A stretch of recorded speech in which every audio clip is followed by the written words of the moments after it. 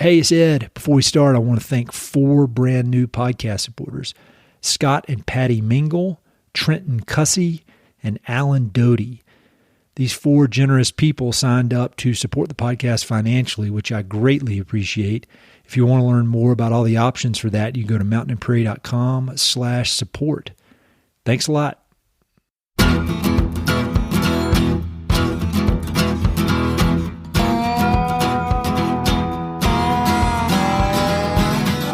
Hey, this is Ed Robertson, and this is the Mountain and Prairie Podcast, where I introduce you to some of the innovative individuals who are shaping the future of the American West. I meet most of these people through my work in land conservation or through my hobbies and interests that revolve around spending time up high in the mountains. My guests include ranchers, writers, entrepreneurs, conservationists, athletes, artists, adventurers, pretty much anyone who's doing important work, has an interesting story, and loves the American West. My guest today is Mitsu Iwasaki. Mitsu is the CEO of the American Alpine Club, a historic and storied organization whose mission is to, quote, share and support our passion for climbing and respect for the places we climb. Founded in 1902, the AAC began as a social club for East Coast elites who shared a passion for climbing, adventure, and conservation. But over the past 119 years, the AAC has evolved into an open and equitable organization which provides, quote, knowledge and inspiration, conservation and advocacy, and logistical support for the climbing community. Mitsu took the helm of the AAC in the summer of 2020, ushering in a new phase for the club's growth and focus. Mitsu was born in Japan, but immigrated to Seattle with his family when he was 6 years old. In high school, at the urging of his father, Mitsu began spending his summers working on commercial fishing boats in Alaska, experiences that he credits as the genesis of his lifelong pursuit of adventure. He attended college in Washington State at the foot of the Cascade Mountains, then spent years as an outward bound instructor, successfully merging his love of climbing, skiing, and adventure with his career. A graduate degree in nonprofit management propelled Mitsu into leadership positions with several other outdoor education organizations, which eventually led him to his new position at the AAC. For anyone interested in melding personal passions with lofty career aspirations, Mitsu's life story will be both inspiring and instructional. We had a fascinating conversation covering everything from his early days as a climber living out of his van to his current focus of creating more equitable access in the climbing community. We started out talking about the AAC, its history, its goals, and its evolution over nearly 120 years. We then talked about Mitsu's personal background, moving to the U.S. as a child, adjusting to life in the U.S. while maintaining close connections to his Japanese heritage, lessons learned from working in commercial fishing, and experiences as an outdoor educator. We then talked about his vision for the AAC, and he explains the AAC's exciting new equity initiative known as Climb United. We also talk about his mentors, his favorite books, the best advice he's ever received, and Mitsu offers some useful parting words of wisdom. Be sure to check out the episode notes for a full list of topics and links to everything we discussed. Hope you enjoy.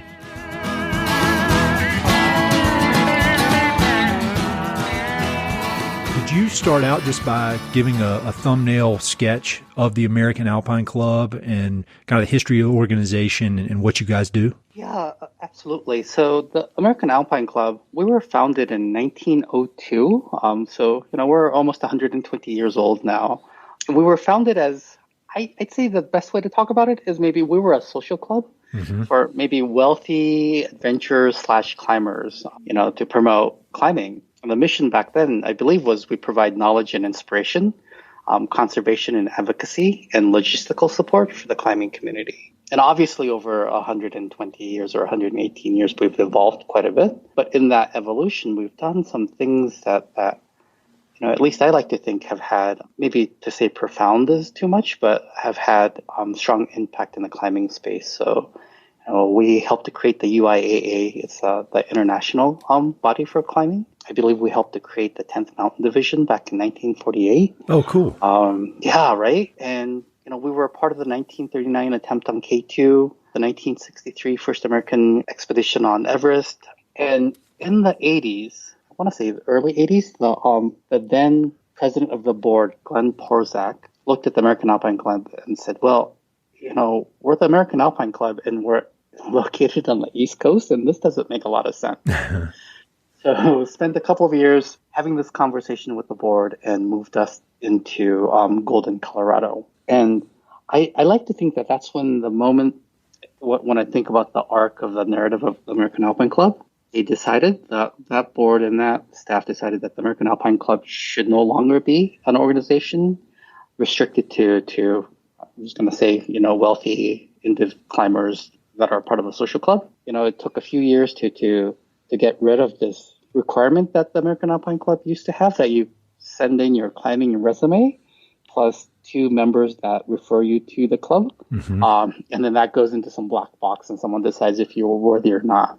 They started work to dismantle that institution. And, 2 decades later, we are no longer requiring any of that. You just simply, essentially have to identify yourself as a climber and want to be a part of this club to join. Oh yeah. Yeah. That's great. I didn't realize the depth of that history, but it makes sense. When you think about 1902, like I'm a big fan of Theodore Roosevelt and I read a lot of books, and, in his day, the conservation movement was a lot of these wealthy white guys from the city. And so it makes sense that that's how it started, but I love how it's evolved. And I know I want to talk some about your Climb United, program, which is part of your, the modern day American Alpine Club that y'all are working on. But before that, could you just talk a little bit about kind of some of the things that American Alpine Club does right now? Because I feel like you've got so many interesting things. You've got your advocacy work, then you've got the American Alpine Journal, you've got the Accidents in Mountaineering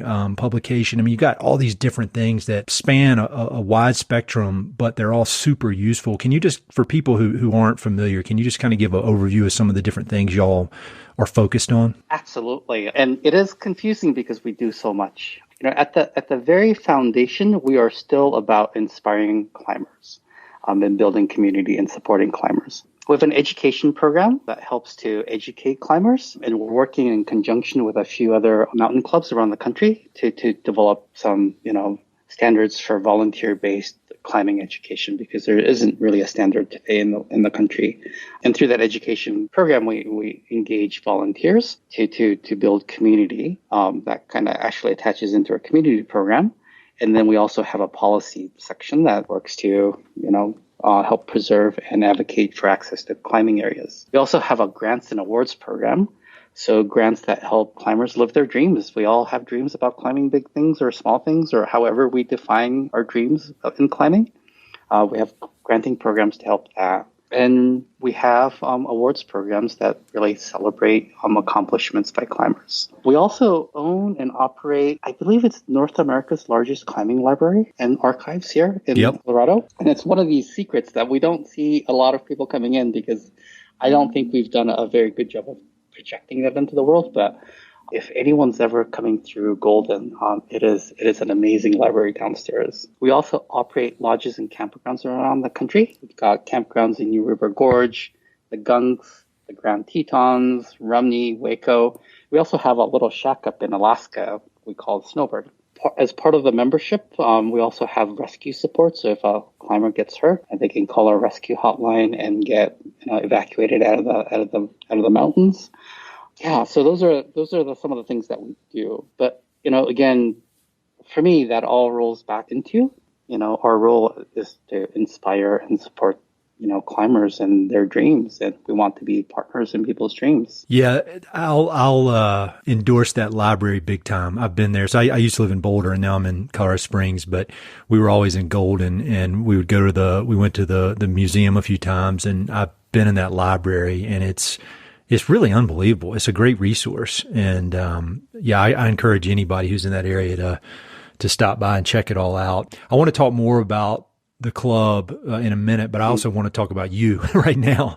And so, you're fairly new. You're maybe 6, 7, 8 months in. And, can you talk about, your new role there as running the show? Yeah. So I am, what am I now? Almost 6 months into this role, and I am just feel so grateful, and sometimes it still feels surreal because I joined the club back in the early ~90s and had never imagined myself being the CEO of the American Alpine Club. And I think for me, the opportunity to take a 100-year-old institution which is already in progress of changing to become more modern, and to have the opportunity to continue to push the change is yeah, again, it feels surreal and amazing. I would go back and say, as we change the organization or evolve the organization, my hope is to continue to work on the inspiring component, but I want to ask, how do we inspire a broader set of climbers out there? And how do we celebrate the accomplishments of a broader set of climbers? I kind of look back and say, when we started and many of the members of this organization, board members and staff started climbing, we all started mostly climbing outside, 20 or 30 years ago. And climbing has changed, right? Back then, we kind of looked at, or at least I looked at climbing gyms, which were just starting and kind of reluctantly went to climbing gyms as a place to train to become stronger outdoor climbers. Sure. And that identity for climbing, I think, has changed now. Most climbers start in climbing gyms and now transition outwardly, going outside.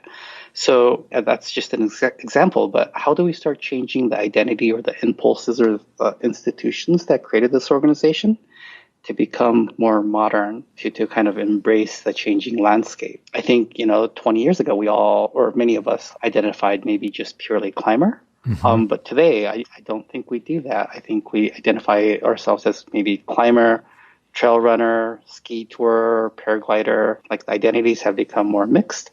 And, how does the American Alpine Club evolve and embrace that we're kind of becoming multi-sport athletes at this point? I mean, I know you're really just getting the momentum going, but I mean, what are some of your ideas about that? Because I mean, I think everybody who's in this world and in the climbing world, or even just in the outdoor recreation world, they agree with that. But I think it is quite a challenge, I think, to figure out how do you take it from this idea to execution. So, I mean, what are you? I'm not asking you to get ahead of yourself here, but like, what are you thinking about practical ways to make this kind of stuff happen? Yeah. So as you or as we all kind of think about the activities that we do within the organization, whether that be the copy that we write or the imagery that we use, I think that it's often been constrained around alpinism, and I think that's still our core identity. But if you look at the new membership model, you'll actually see some skiers in there too, backcountry tours, and you'll start seeing some trail runners in there too. And I think that imagery and the copy and the language is really important to say, that you belong here. Rather than saying we don't as an organization identify with the activity that you're in. So yeah, the first component for us is to change the imagery and the language to start embracing. It's also about us as staff and board to acknowledge that and it seems so simple, right? To acknowledge that we're not just climbers, to verbalize it and acknowledge within the organization to say, yeah, we're actually climbers and ski tours and trail runners, I think has actually a profound and lasting effect in the way that we look at the way that we project ourselves into the world.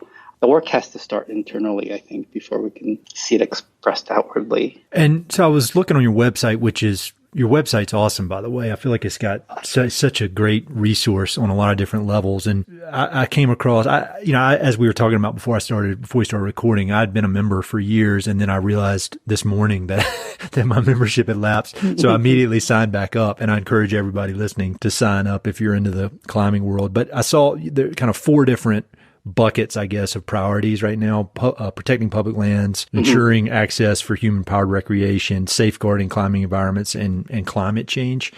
Can you talk a little bit about maybe how the club is? We can just dig into one of those, the climate change aspect.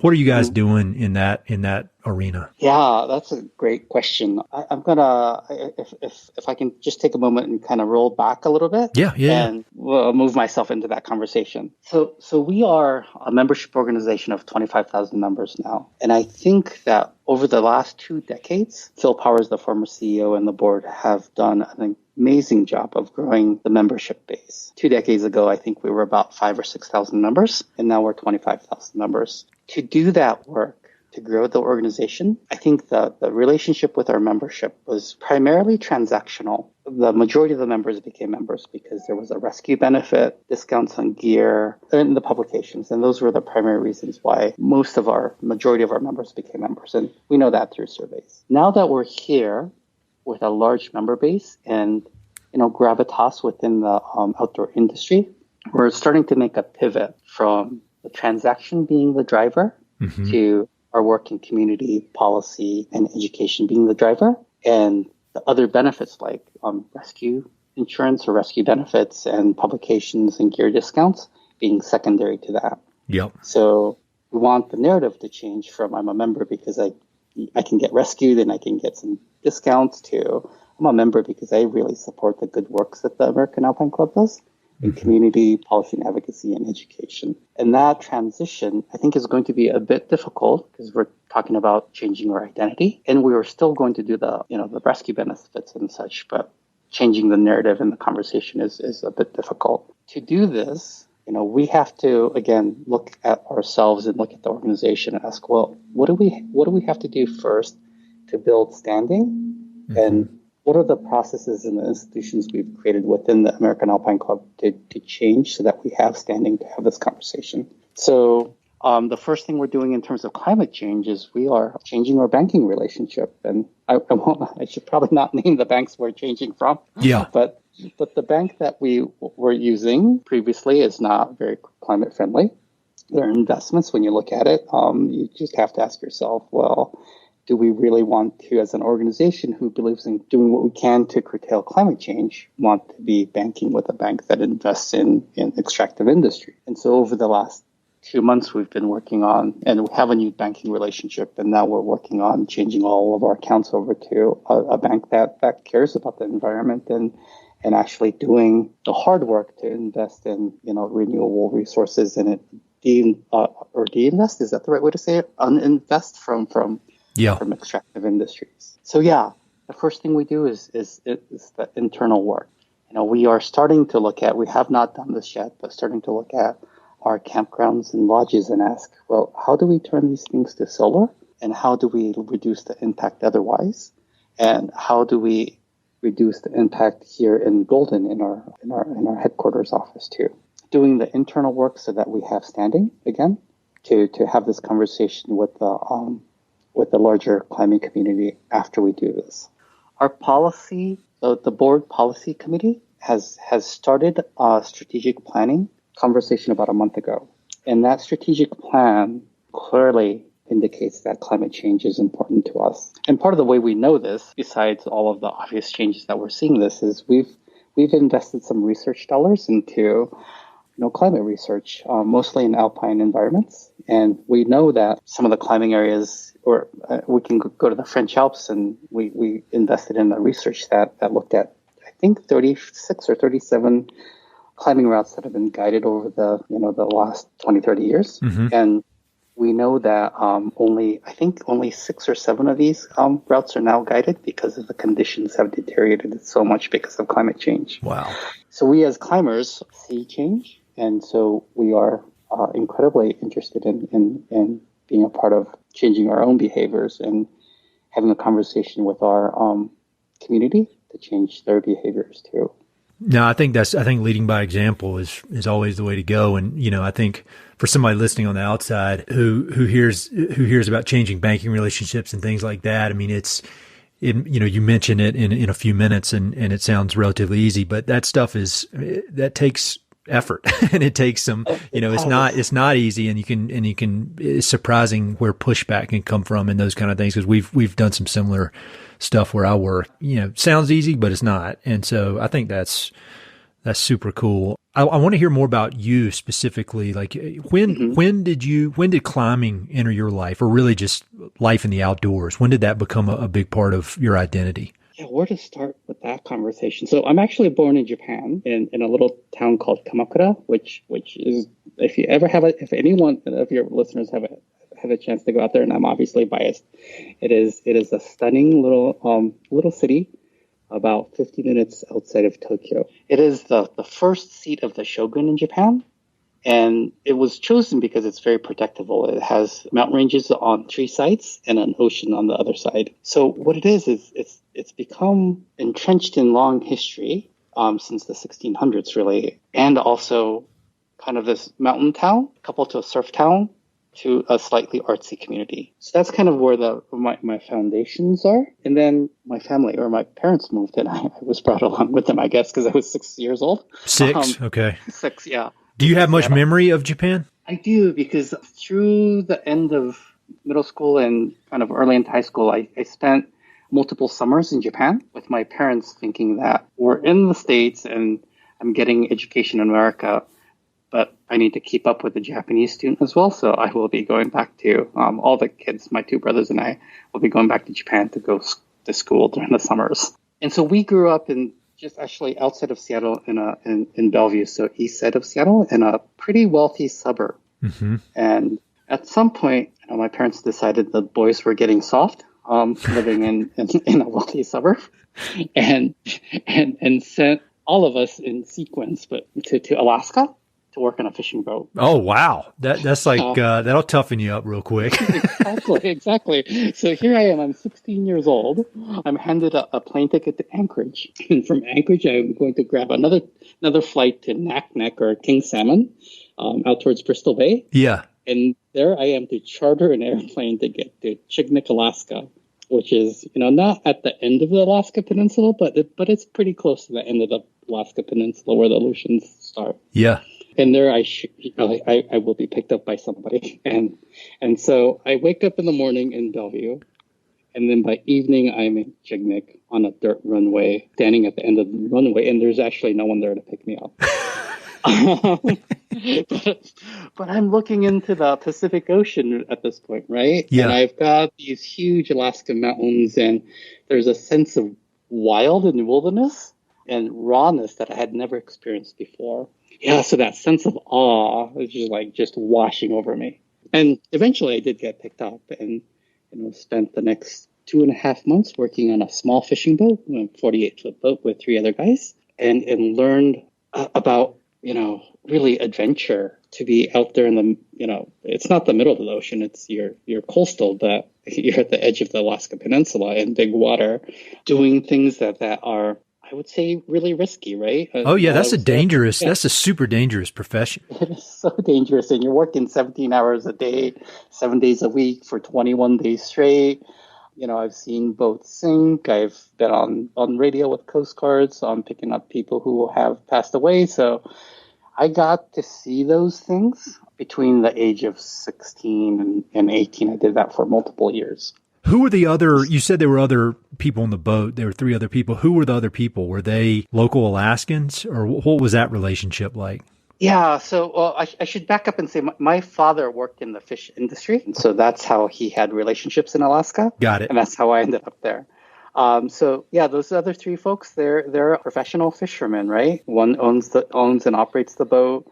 And there's 2 other deckhands and me. How do they treat you initially? Because I've been in situations like that, where I'm not the local, or I'm not the professional, and like, for example, one time I ended up at this duck hunting lodge, working at this duck hunting lodge in Louisiana, and I was the only one there that wasn't from Louisiana, and it took about a week before they would even talk to me, and I learned so much, and it's one of the most, influential experiences in my life, but it was awful. It was awful for the first week because they were so mean to me. I would say that it was awful the first year. And it's so complex, right? So yeah.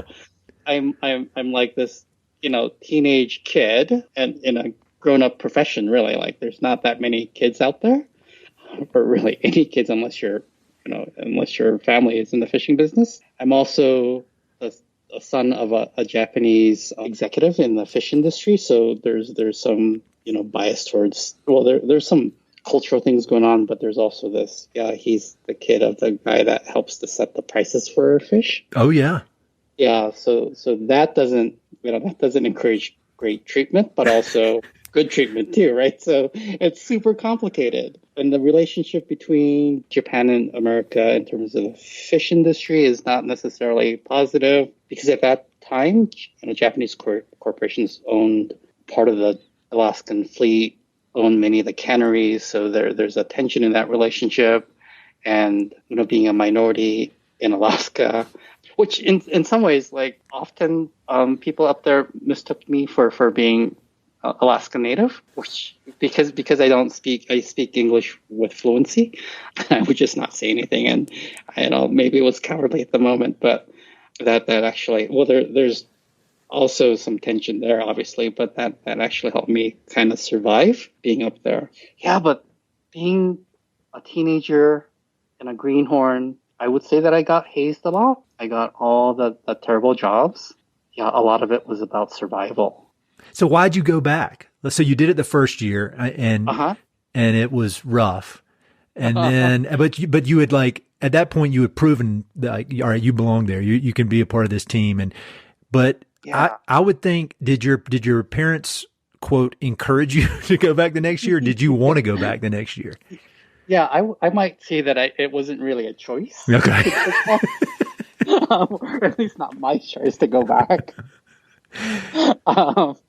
And as much as I hated some aspects of it, again, my sense of adventure and resilience and kind of this core belief that I can do anything comes from those summers, and I am so grateful. And I also, honestly, I hated much of what I did up there.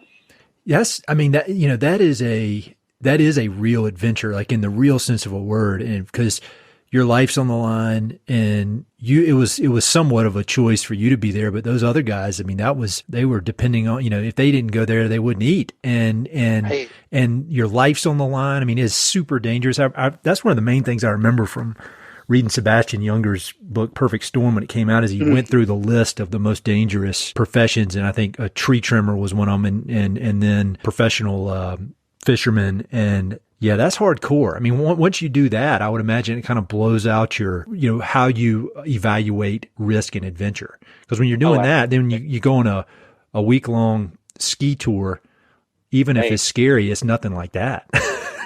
Right. And I think, during that time, I really started to understand the difference between want and need. Like, I might want to be comfortable, but I don't actually need to be comfortable. I might feel cold, but I'm not hypothermic, right? Or, I may want to stop skiing after, 25 miles on a ski-mo race, but I don't have to. And so, yeah, starting to recognize the difference between want and need. Or I got that lesson early in my life.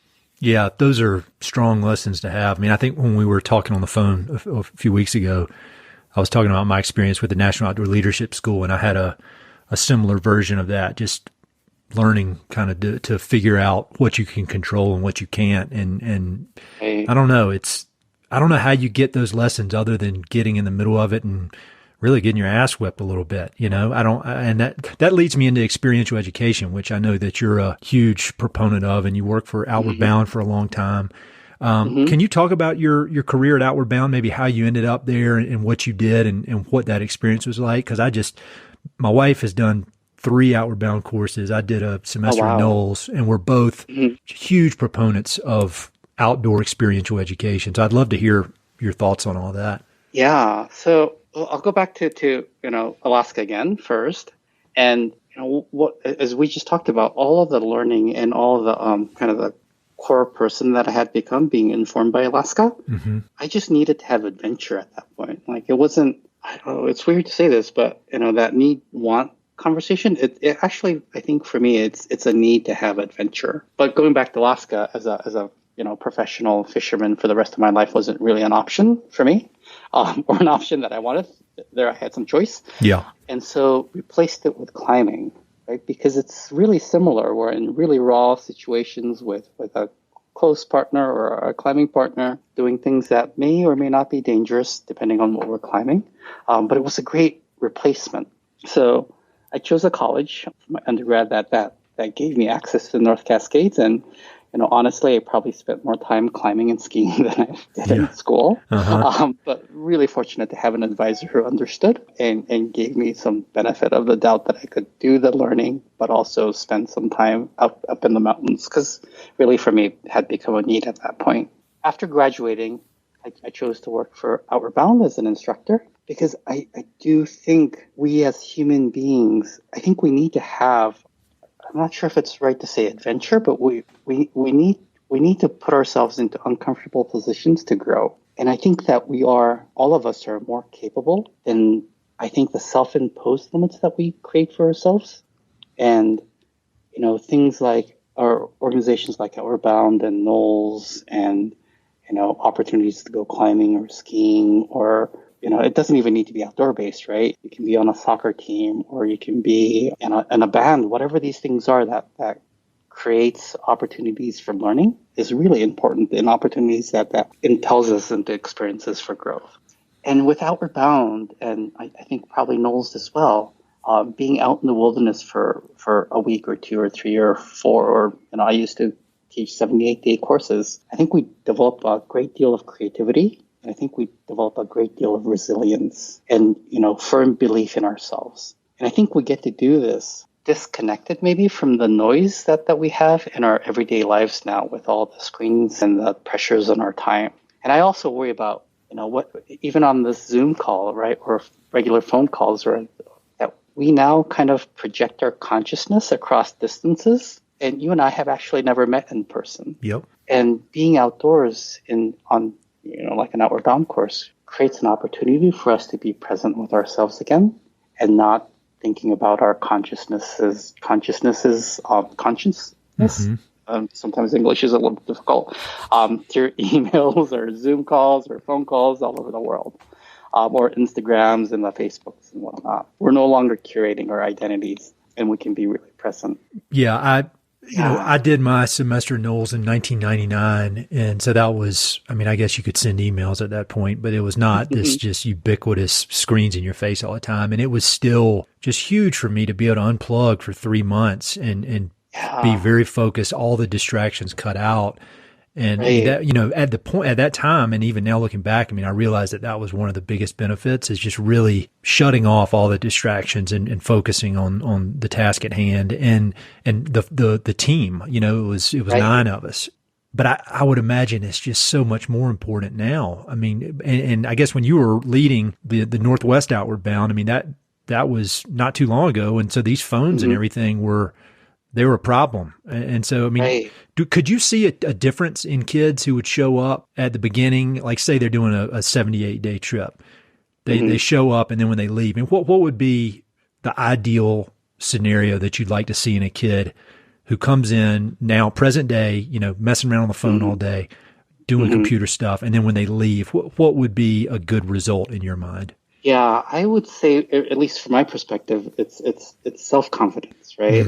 That's born from understanding themselves. And I think better understanding can, result in more confidence. And I think it can also result in more gratitude for the people that are around us and all of the things that we might have. The thing that I continue to see is a change in presence from someone that arrives on day one, who appears to be really scattered, appears to have, their mind, again, their consciousness and thoughts all over the country or wherever it is on their social media, to coming out of the field, 2 weeks later or 3 weeks later, being present with themselves and acknowledging who they are or who they are becoming, and having the confidence to follow through on their convictions. Yeah, those are the things that I really want to see. I'll tell you, I keep talking about myself, sorry, but my experience on Knowles was, I'd say, is hands down the most formative experience of my life. Obviously, except, my family and my parents' influence and that kind of thing. But as far as an event, something I did those 3 months, and it was there in your backyard there where you came of age in the North Cascades.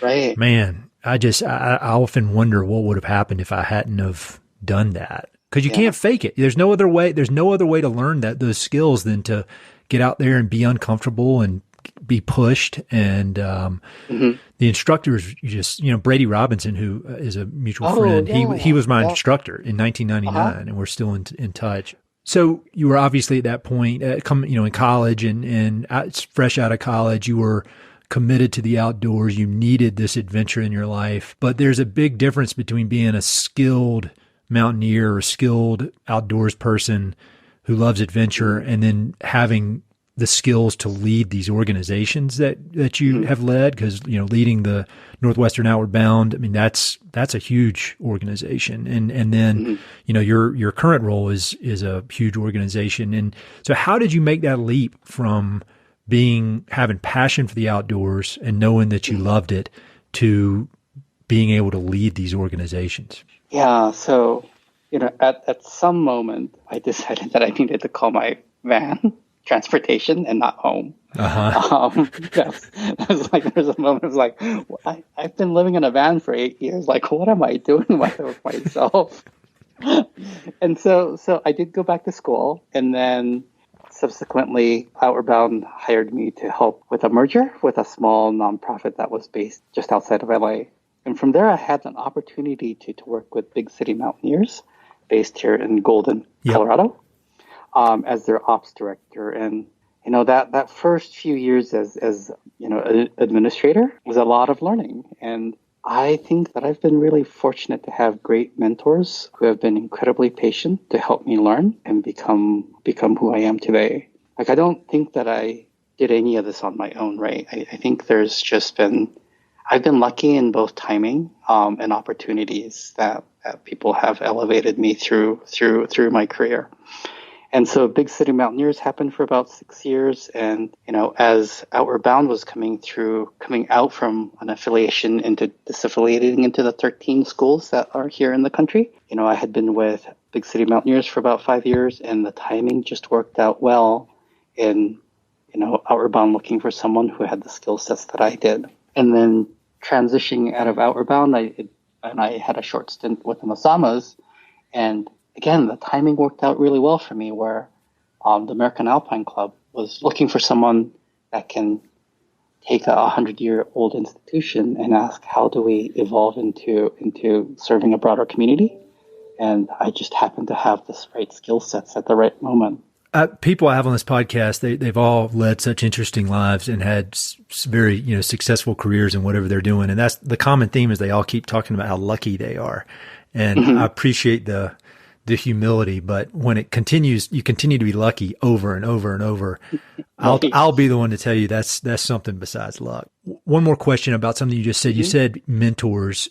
Who have been some good mentors in your lives? And it could be people that you've worked directly with that have taught you things, or maybe people you never met, but you've read books about them, or you admire, historical figures or anything like that. I mean, can you name a few folks that have played roles either directly or indirectly in your development?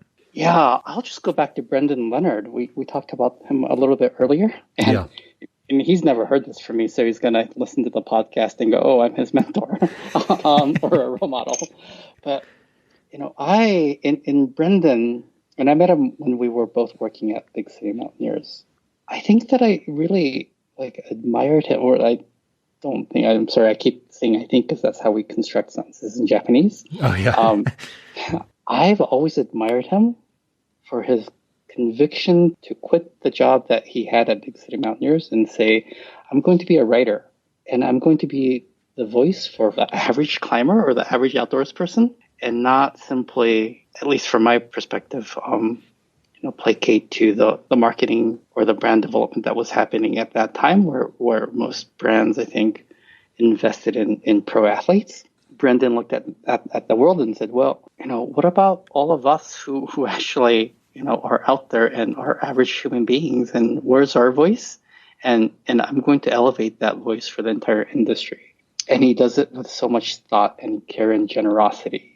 And as we were talking about earlier, his ability to continue to give to people like me and you, I've done my best to kind of emulate that. And I think also, while I've known this through my work as an instructor at Outward Bound, what became really clear with watching Brendan and being his colleague and friend is that he helps the rest of us be successful. And through helping the rest of us be successful, he's obviously incredibly successful. He doesn't expect a return though, right? He's just helping everyone around him be successful. And that has been, for me, I don't know, a handrail into how I've lead and manage organizations now, is how do I create spaces around myself and how do I interact with everyone around me in which I lift them and help them consistently find success. So, yeah, Brendan has been an incredible role model.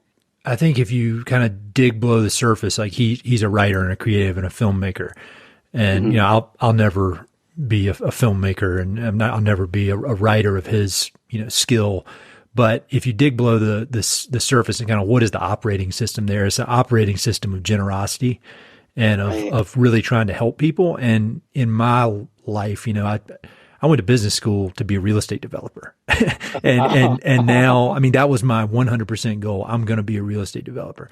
And through a weird series of events, I decided I didn't want to do that. Now I'm on the opposite end of the spectrum as conservation in the conservation world. And I found, like, in my maybe mid 30s, I finally changed my operating system from it's all about me and what can this do for me to what can I do to help, whether it's in business or, you know, helping nonprofits or whatever. And that's when things turned. And I think Brendan has figured that out. He figured that out a long time ago, and that's how he approaches his work. And I think it's a really good example for everybody of just a kind of a general operating system. Whatever you're doing, approaching things with generosity is, it works. It takes a long time. And Brendan will be the first one to tell you it's not like overnight success, but you know, just over and over and over. And, you know, now he's got people like me and you who are super fans. So, right. So back to the American Alpine Club real quick. I've got this weekly email I send out where I send out good news that are interesting things, positive things. And a few months back, I saw a job that you guys were hiring for the program Climb United. Can you talk about that now, or is it too early? Is that something you can talk about? And if not, I'll cut it out. I can talk about that. Yeah, absolutely. So we did a soft launch a few weeks ago. Equity, access, inclusion is a really important conversation that we have to have in climbing. I mean, not just in climbing, across this entire country. As we pivot or evolve this organization, the American Alpine Club, into being more modern, part of our thinking is that we want to become a national climbing organization that is built around convening difficult conversations. So those difficult conversations might include, you know, things that are related to mental health, because we have a lot of grief and trauma in climbing. We have substance abuse in climbing. We have eating disorders in climbing. We have a lot of misogyny in climbing. We have, you know, challenges around equitable access to climbing. As I was coming onto this organization, American Alpine Club, and we were starting to think about this pivot, the conversation last summer exploded around route names. And it's something that the climbing community needed to address for a long time, right? There are a number of route names out there that are objectionably offensive to people. Yep. And I'm a believer that no one out there is doing anything with malintent, but they may not know that the impact of the routes that they choose or the names that they choose are objectionably offensive. But once you know, you have to do something different, right? So my hope is that we start these conversations where we all become aware of our behaviors so that we actually start to change. So as that conversation was happening, you know, a couple of large brands approached us and asked, well, does the American Alpine Club want to get involved in this route naming conversation?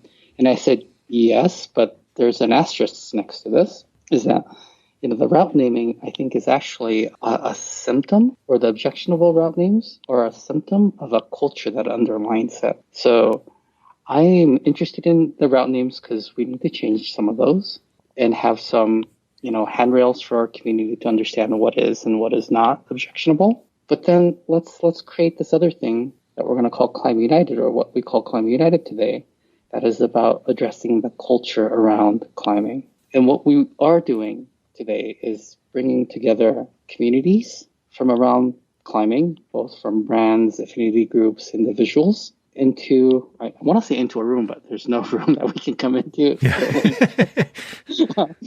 Into a Zoom chat room, Zoom I room, guess, yeah. to ask, well, what do we want climbing culture to look like?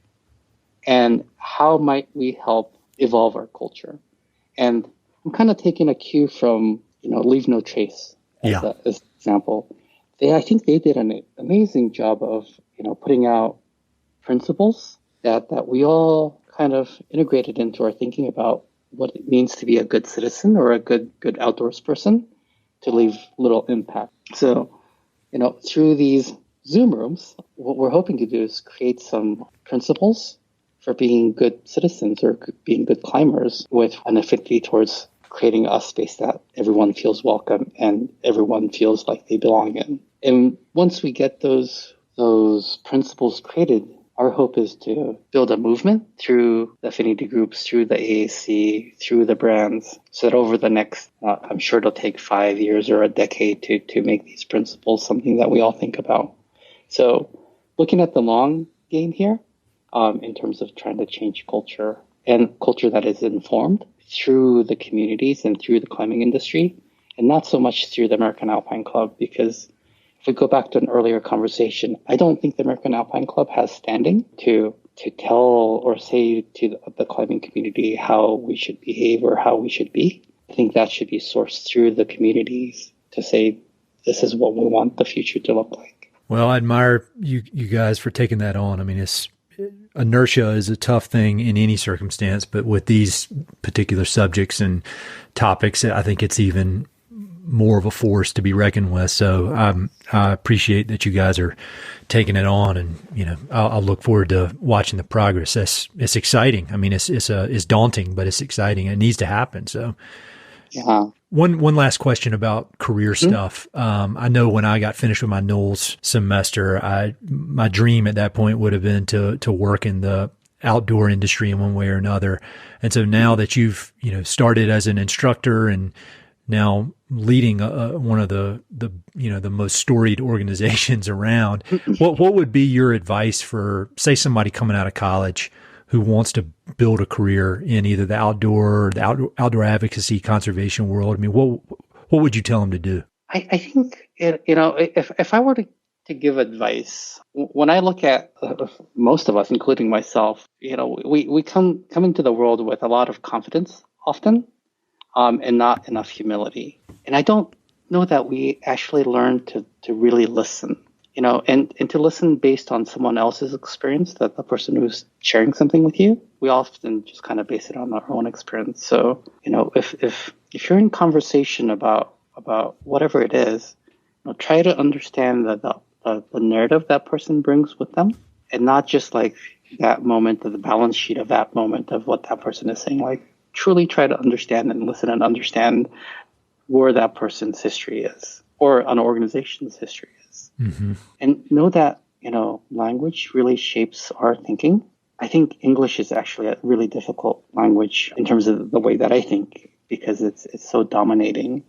And it works in absolute statements rather than in the gray lines. Like Japanese works just in the gray, and you need some more solid statements. But what I continue to see is the inability to listen with humility, to listen without letting your ego get in the way, and understand what others are saying. And I think that then helps for us to become better acquainted with ourselves, to understand what our deficiencies might be, to make that transition from being an instructor to maybe, or a guide to becoming an administrator, because we have a lot of confidence again, and we have to be able to listen and let go of our ego to understand what our deficiencies are and recognize that, maybe I need to go back to school, or maybe I need to go find a mentor, or maybe I need to take a job that for whatever reasons I feel like is beneath myself right now. But you got to do those things to build the skill sets and the competence to eventually run the American Alpine Club. I think that's advice for anything. I mean, I think I love it. I think I can apply that to my personal life, my professional life. I think if everybody applied that across the spectrum, the world would be a much better place. So thanks for sharing that. I've got a few quick questions I like to run through at the end. Can I ask you a few of those real quick? Yeah, absolutely. I read a ton of books. It's kind of weird how Uh-huh. many books I read. And especially that, like in college, I would never read any books. And now all I do is read books. So are there any books that have played a big role in your personal development, your professional development? I mean, they could be about the American West, or they could be just books that you've enjoyed. I'm always looking for good recommendations. I'm sure you've read this, and I'm just going to reach back 40 years in terms of a book that had a profound effect on me. Was it right? 40? Not quite that long, maybe 30 years back. So living in a van, right? Driving around California in the desert Southwest and being a climber. I can't remember who recommended that I actually read Cadillac Desert. I'd say that I was really naive about politics and water and, what it took to build California and build Vegas and the impact of our civilization or impact of our, what we might call progress. And so I went from being really naive to asking, well, what are my behaviors? What am I doing to continue to encourage, I'm putting progress in quotes, progress in the way that it is today. So a profound effect on that, I think really, for me, changed my worldviews about impact and about, how we choose to live. That's a good one. And that's super impactful. And people mention that a lot, and it's a grind to get through. And so, I mean, my job is, all day long, I'm dealing with water in the West, and it's amazing to me how many people don't fully realize the impacts of, I mean, the West is just one big plumbing system with water being piped all over the place. It's crazy. And like my town here, Colorado Springs, 80% of the water, like in this water bottle I'm looking at here on my desk, came from the Colorado River. They pumped it under the mountains. And, it's something that needs to be considered. There's another good one called Beyond the 100th Meridian, by Wallace Stegner, that's people could look up to if they see Cadillac Desert and run away because of 600 pages or whatever. But wow, that's a really good one. I appreciate that. Any other ones that come to mind? If we go back into kind of like the diversity equity conversation in American West, maybe Cowboys and West Indians might be a good quick read. Short stories about an Indian. Well, it's not really an Indian family. Let's call it immigrant family, living in Wyoming, and the complexity of being in an immigrant family living in Wyoming. So yeah, if there's an interest in understanding what it might mean to not belong and to live in America or in the American West, but wanting to belong, that could be a good set of short stories there. I've never heard of that one. Cowboys and West Indians, you said? Yeah, Cowboys and West Indians, right? Okay. So it's a little bit of play on the Indians, because of Cowboys and Indians. Sure. West Indians from India. Or I think the family's actually from Singapore, but I'll all these books will be linked to in the notes so people can click through. No, those are great, and I'll definitely check out that one, because I'm really making an effort to diversify the voices that I'm allowing into my head from reading, because it's I don't know, I read a lot, but I've realized recently that it's not as wide of a spectrum of voices as it should be. So that's perfect. That's very timely for me. This is kind of a hard one, but I bet you got to go. What's the best piece of advice you've ever received? In terms of leading organizations, the opportunity to lead is really a responsibility, right? Don't do that from positional power. And I think we often, that's how it's often portrayed in media, right? Like you're the CEO or you're the ED or you're the president. So you have positional power and you get to lead through positional power. And that just does not work. It doesn't create an organization that is really cohesive. And it doesn't create an organization that individuals want to work with you and be with you and share a common goal. So, I kind of go back to what we talked about with Brendan again here too, is, don't lead with positional power, but, create the environments in which people around you are consistently finding success. At the end of the day, we want success. And, if you can create success consistently for people, they will align in the direction that you're trying to take an organization. That's great. Again, just that's universal wisdom. So thank you. And so, kind of last big question: as everything having spent so much time in the West and the wild places and in the cities and just all the work that you've done. Do you have any parting words of wisdom for the people who listen to this podcast? And it's people who just love the West in one way or another. It's always hard for humble people to offer words of wisdom, but I know you got some in you. Yeah. Oh, that's a hard one. I don't know if this is any new wisdom, but we all love the West and we all love the adventure and kind of the idea and the feelings that we get from the West. And again, I don't think it's new wisdom, but we all have to get activated into protecting and preserving the West. We are headed down a really terrible direction with climate change today. And unless we are all going to choose to change our own behaviors, and not just the performative things and not just the window dressing, but really ask ourselves, am I going to change this? Like, am I really going to buy some of your readers might hate me for saying this, am I really going to buy a Sprinter van and drive it around the West? Mm-hmm. Really talk about and think about the carbon impact you're having by driving a big van, right? Sure. Maybe that's your second or third vehicle. Like, do you really need that? And I think, we have to look at ourselves and change what we're doing internally if we want to save the West or save our very existence, maybe even. Well, that's great, man. I really enjoyed this, and I'm so happy to get to know you, and I appreciate all the work you've done in your first 6 months. I'm excited to see where it all takes you, but thank you for everything you're doing. It's really inspiring. Absolutely. Thank you so much for the opportunity, Ed. Really, really appreciate it. And I didn't honestly know about your podcast until a few weeks ago when we had our first conversation, and it has been running nonstop in my car since then. So thank you so much for all you do to spread the word of great people doing good work in the American West. Hey, it's Ed again.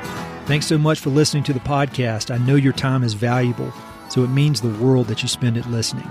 If you want to support the podcast and help it to continue to spread and grow, there are a few ways you can help. Number one, pass it along to a friend or share it on social media. Word of mouth recommendations are the most powerful way for ideas to spread, so I'd love it if you could share the podcast with a few pals who might enjoy it. Number two, you can go to Apple Podcasts and give it a 5-star review. Good reviews encourage the Apple overlords to suggest the podcast to others. So there's a link in the notes if you'd be so kind as to give it 5 stars.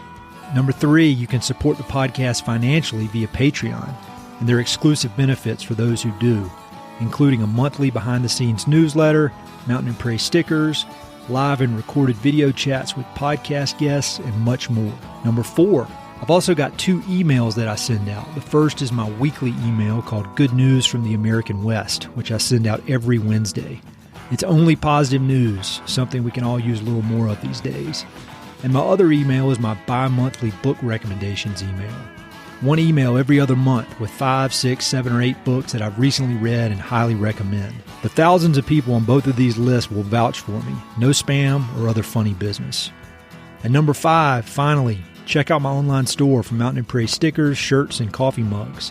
I've got some really cool designs from Western artists with more on the way. So head to mountainandprairie.com/shop to check it all out. I'd love to connect with you. I'm on Instagram and LinkedIn, so look me up on either of those platforms by my name or through the links on my website. All right, that's it. Thanks so much for your support.